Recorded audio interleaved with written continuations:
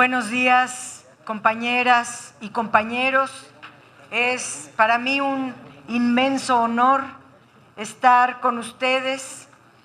De verdad es un orgullo tener autoridades locales en este recinto, en este lugar. Sabemos lo que cuesta ganar una posición. No me refiero al dinero, me refiero a los sacrificios, al inmenso trabajo de organización, de convencimiento que hay que lograr, incluso sobrepasar a fraudes, sobrepasar a escasez de recursos de propaganda, muchas cosas para poder llegar hasta donde ustedes están. De verdad, todo nuestro reconocimiento, toda nuestra gratitud, y para nosotros es un honor tenerlos el día de hoy aquí, a nuestros presidentes y presidentas, a los regidores, a los síndicos, a los integrantes de cabildos, a los dirigentes y dirigentas de varios estados del país. Hoy, y ya lo dirá René, pues hay muchos logros porque hemos ganado muchos municipios más y se va fortaleciendo la instancia municipal, que es la instancia más importante porque son los gobiernos que están más cercanos a la población.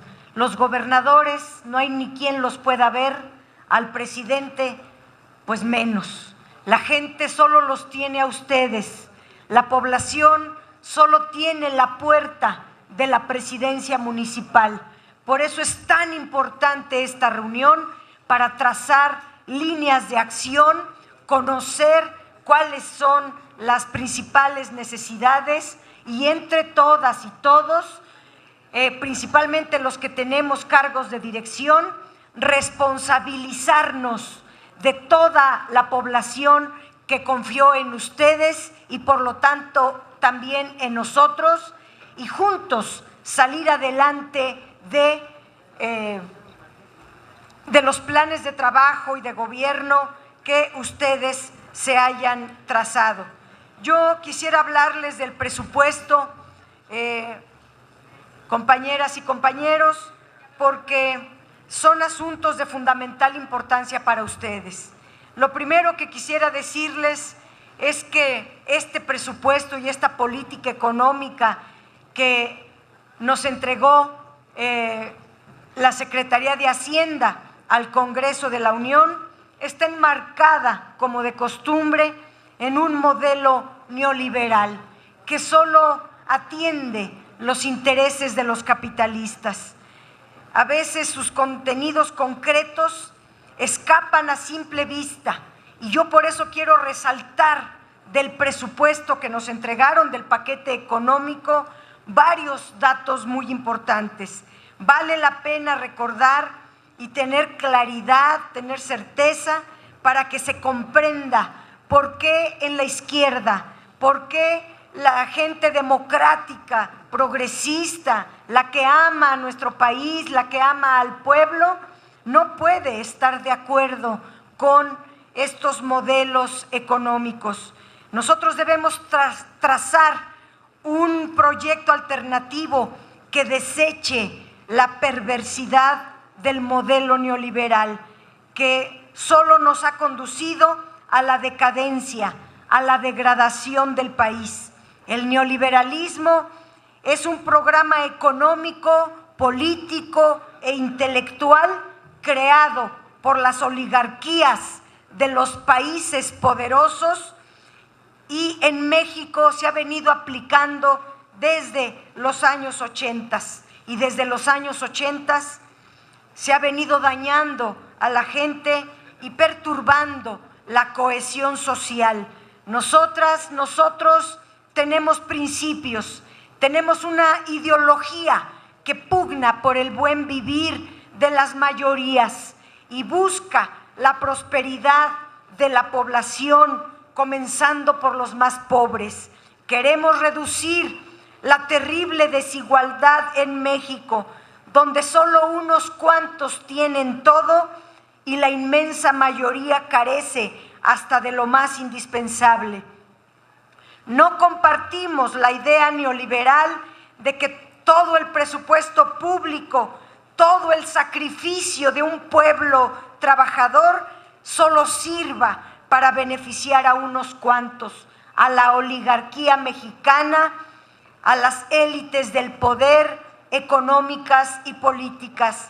Para nosotros, el poder radica en el pueblo, se erige en su propio beneficio y tenemos que hacer valer ese artículo 39 constitucional.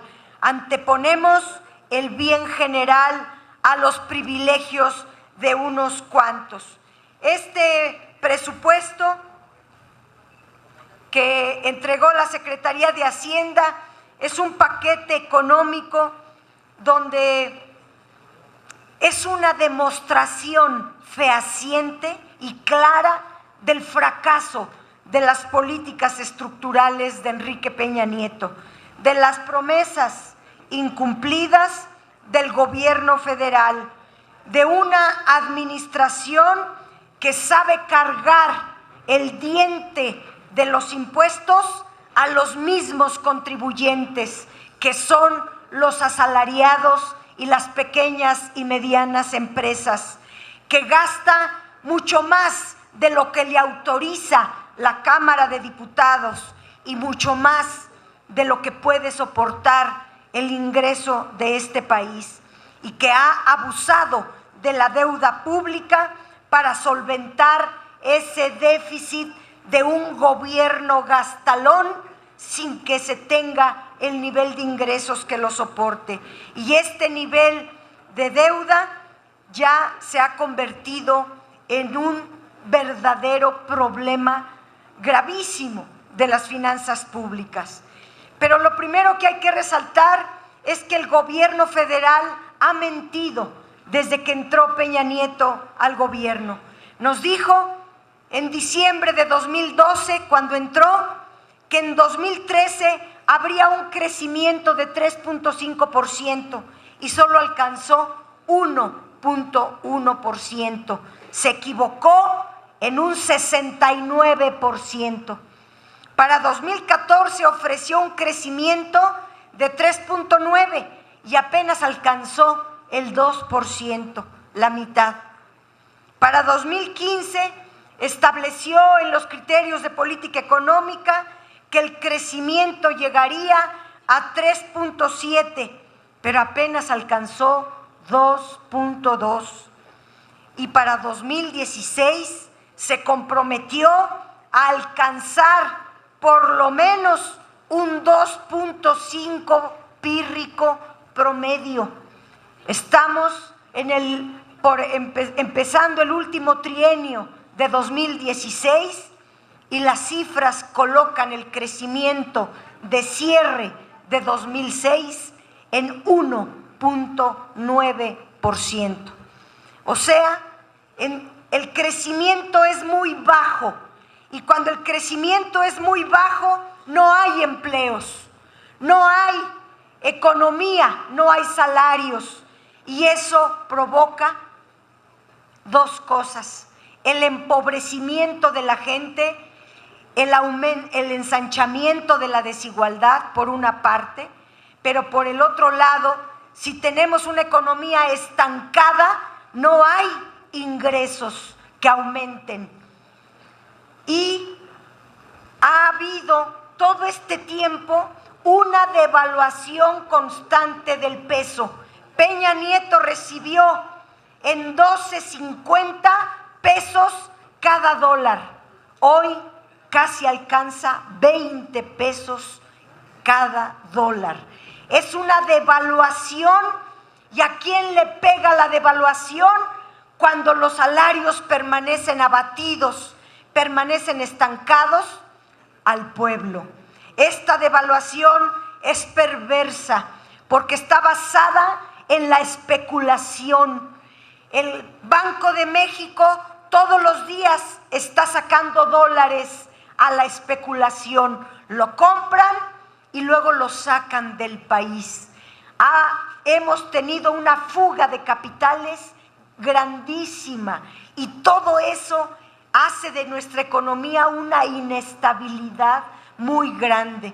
Le echan la culpa a los factores internacionales, que la economía de Estados Unidos no crece, y como no crece, no nos compran y no podemos exportar. Eso es cierto, pero no podemos echarle la culpa, por ejemplo, de la especulación, de esta mala política, de la falta de crecimiento a otros países.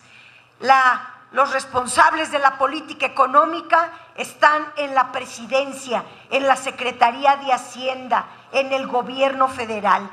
Ningún otro gobierno, ni estatal, mucho menos municipal, podemos hacernos cargo de la política económica o la política monetaria o la política financiera de México. Es el presidente el único responsable. Por eso sus bonos han venido a la baja. Ya Peña Nieto vale menos que el peso. Y la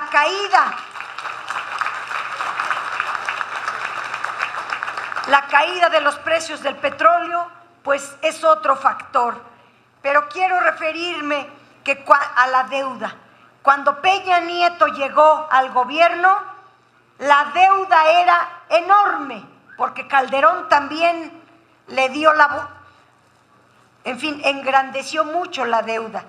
Pero Peña Nieto recibió una deuda de 6 billones de pesos, que hoy llega a 9 billones de pesos. Si no contamos el 2016, para ser esquemática, 2013, 1 billón, 2014, 1 billón más, 2015, otro billón, 3 billones, 1 billón por año de deuda.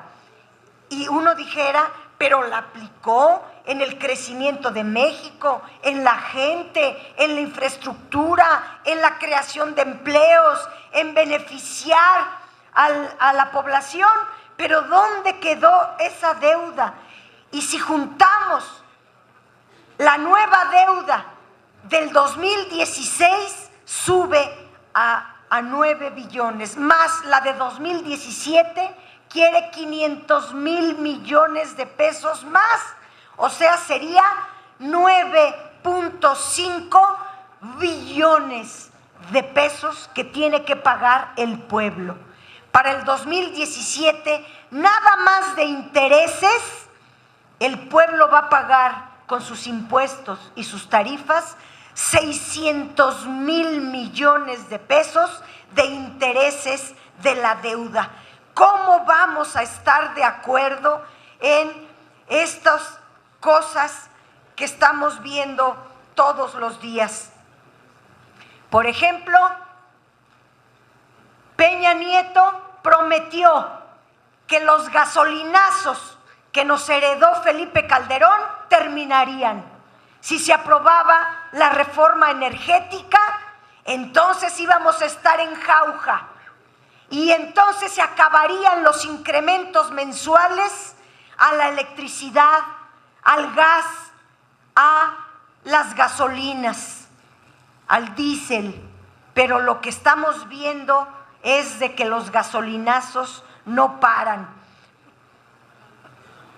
Recetaron un gasolinazo anual el año pasado, combinado con un cambio en el impuesto especial sobre producción y servicios, que nosotros le decimos rápido el IEPS gasolinero, porque es el impuesto que se le aplica a cada litro de gasolina, a cada litro de diésel, a cada litro de gas. A este IEPS gasolinero prometieron que iba a bajar, que iba a controlarse. Pero lo único que hicieron con el IEPS gasolinero fue inflacionar o generar presiones inflacionarias, porque al final de cuentas la gasolina, el gas aumentaron, la electricidad bajó, pero solo para los grandes industriales, no para los domicilios de nuestras casas, de la población, como dijo Peña Nieto. Pero háganse una pregunta: si el precio del petróleo está bajando en el mundo y el petróleo es el insumo principal para hacer la electricidad, para hacer las gasolinas, ¿con qué se hace la gasolina? Pues con petróleo, con combustóleo. Si eso está bajando de precio, debería de bajar el precio de la gasolina. ¿Pero por qué sube?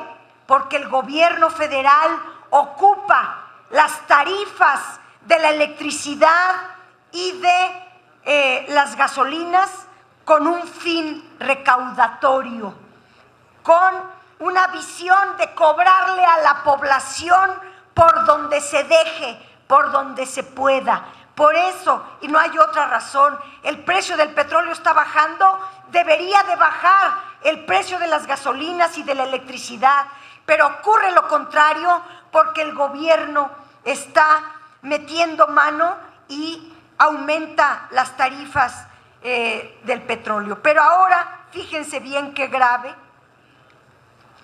el gobierno está aprobando la liberalización de los precios del petróleo y la gasolina para el año que entra. Se establece en este paquete económico que a partir del 1 de enero de 2017 se decreta la liberalización de precios de las gasolinas y del diésel. Si con los precios controlados que tenía el gobierno, que es hasta 2016, el gobierno puso el precio de la gasolina y del diésel y de la electricidad. A partir del año que entra se liberalizan. ¿Qué quiere decir eso? Que el precio lo va a poner el mercado. ¿Pero quién es el mercado? Pues no es el mercado de la Portales donde yo vivo, sino es los oligarcas, los oligopolios a los cuales les entregaron el petróleo y les están dando toda la refinación y también la comercialización de gasolina. Dicho de otra manera, serán los privados beneficiarios de la privatización de nuestro petróleo los que pongan el precio de la electricidad, de las gasolinas y del gas, del diésel. ¿Ustedes creen que estos oligarcas, que este oligopolio no se va a poner de acuerdo en aumentar el precio para tener una cada vez mayor ganancia? Se van a tocar el corazón y van a decir: el pueblo de México gana poco, tiene los salarios más bajos del mundo, vamos a bajarle el precio a la gasolina, al diésel para ayudar al pueblo. Si no lo hizo el gobierno, ¿lo van a hacer los oligarcas? Claro que no. Entonces, para el año que entra se espera un crecimiento muy fuerte de la gasolina, porque los precios se calculan a partir de un precio de referencia que lo pone el gobierno, más los costos del transporte, la distribución y la comercialización que los fijan las oligarquías o los oligopolios, más los impuestos que son el IVA más el IEPS gasolinero. Sumado todo eso, más lo que le quiera poner de ganancia los oligopolios, pues entonces se espera un altísimo precio para las gasolinas y diésel el año próximo, que afectará sin duda a los consumidores, a la economía en su conjunto, porque la gasolina pues es el motor con lo que se mueve todas las mercancías en nuestro país y afecta duramente a la población. Pero quiero hablar del presupuesto, compañeras y compañeros, porque además de todo lo que he dicho, se viene el recorte. Hubo un recorte en el 2014, en el 2015, otro recorte en el 2016 y ahora se anuncia un recorte más de 240,000 millones de pesos. Y el 36% de ese recorte se lo quitan a la inversión de Pemex. Quieren matar a Pemex, cueste lo que cueste. Pero además, los recortes presupuestales vienen un ajuste muy fuerte en la inversión física del gobierno, que va a ocupar ya nada más un 2.7% del Producto Interno Bruto, que es el nivel más bajo de inversión pública que hay. ¿Qué significa que el gobierno ya no invierta? Pues que se para la economía. Si el gobierno invierte, si manda dinero a carreteras, a escuelas, a instalaciones médicas, si manda el dinero afuera, entonces hay una dinámica económica que permite un crecimiento, aunque sea del 2% como lo hemos tenido, pero si ya ni inversión del gobierno hay, pues estamos con una economía estancada y con el riesgo de entrar a una recesión. Pero además viene un fuerte recorte a la educación. Apenas el miércoles pasado, el secretario de Educación dijo que el recorte no le iba a afectar a la educación, que al contrario, él tenía un dinero adicional y dijo la verdad. Yo que conozco las cifras, vean qué grave es. Le quitan presupuesto a la educación, pero abren los bonos de infraestructura educativa que de manera discrecional manejará el secretario de Educación. Y lo hacen políticamente. Entregan ese dinero a las escuelas solamente donde no esté la CENTE, solamente en los estados que gobierne el PRI. Aquí en la Ciudad de México no han querido dar para una sola escuela, ya no se diga en Oaxaca, donde la CENTE es muy fuerte, ya no se diga en Michoacán o Guerrero, que las escuelas se están cayendo literalmente, o donde se dan clases abajo del árbol o abajo de un hule, y así trabajan los maestros y las maestras en nuestro país. Para ellos no habrá bonos de infraestructura educativa. ¿Qué son los bonos de infraestructura? Una deuda que se adelanta el pago con cargo a las aportaciones de los fondos de educación básica que se entrega a los estados y los municipios. Voy a entrar a esa parte, ya nada más digo rápidamente que hay un recorte a la población indígena de 6,500 millones, a los grupos vulnerables un recorte de 7,500 millones, un recorte al desarrollo regional, entiéndase todos los fondos regionales, por 63,000 millones.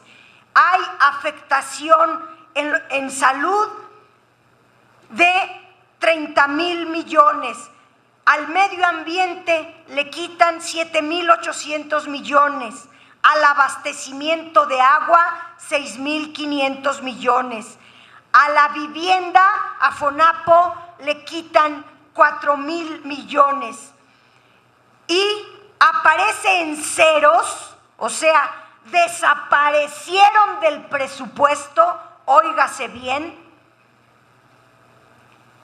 el fondo de capitalidad que se le entregaba a la Ciudad de México por 4,000 millones, el fondo para las fronteras que afecta a la frontera norte y a la frontera sur de nuestro país. Este fondo se daba para compensar el IVA que creció al 16% en fronteras, y eso afecta mucho a la población fronteriza. Desaparece este fondo. Desaparece el Fondo Sur-Sureste, que era para beneficiar a Chiapas y a Oaxaca y a Guerrero como estados muy pobres. Desaparece el Fondo de Apoyo a los Migrantes, porque el gobierno ya no apoya a los migrantes, permite que el crimen organizado los mate o se los lleve para que no lleguen a Estados Unidos. Es muy triste lo que digo, pero es la realidad. Y termino, compañeras y compañeros, dándoles algunas cifras del gasto federalizado. Déjenme hallarlo aquí, ya lo hallé. El gasto federalizado son dos conceptos en el presupuesto principalmente. Las participaciones federales, que suben en 59,800 millones de pesos.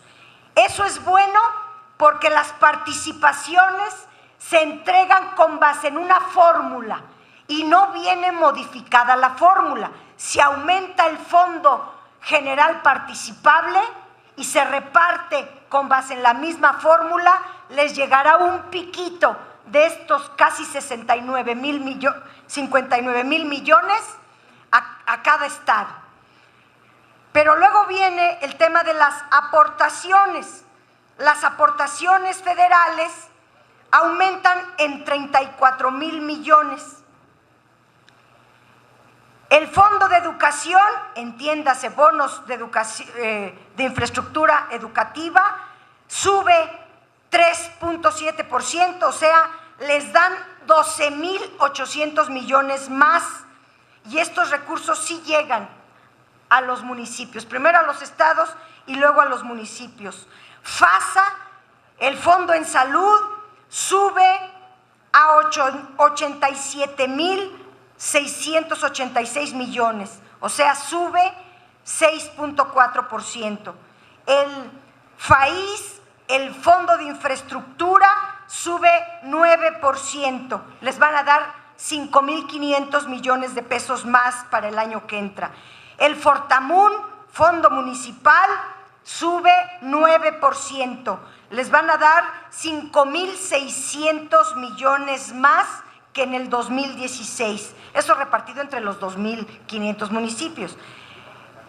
Y otros fondos, en total hay un 5.6% de aumento a las aportaciones. Pero, como ya les dije, vienen los recortes en general muy fuertes hacia la población. El secretario de Hacienda compareció en el Senado y dijo ante los medios de comunicación que había focalizado, que el recorte no iba a afectar a la población, que el presupuesto estaba focalizado en los pobres. No es cierto. Lo que hizo fue focalizar el recorte. A los más pobres, ahí fue. A las personas con discapacidad, los migrantes, los indígenas, a los más pobres, es a donde desapareció el presupuesto. Necesitamos, compañeras y compañeros, convencernos de que el modelo neoliberal tiene que cambiar. El mundo neoliberal tiene consecuencias desastrosas sobre la vida de la gente. Desplaza el interés general a favor de los intereses de las oligarquías. Nos parece muy injusto que la gente trabaje tanto y no pueda ni tener una despensa o una vida digna. Nos preocupa cómo están sorteando la crisis la inmensa mayoría de la población, las amas de casa, las mujeres y los hombres que trabajan todo el día, pero tienen salarios de miseria. Nos preocupan los desempleados que buscan por todas partes un empleo y lo único que les queda es la economía informal. Los jóvenes que no encuentran ni escuela ni trabajo y ahora tampoco becas. Tenemos que ser gobierno de la República.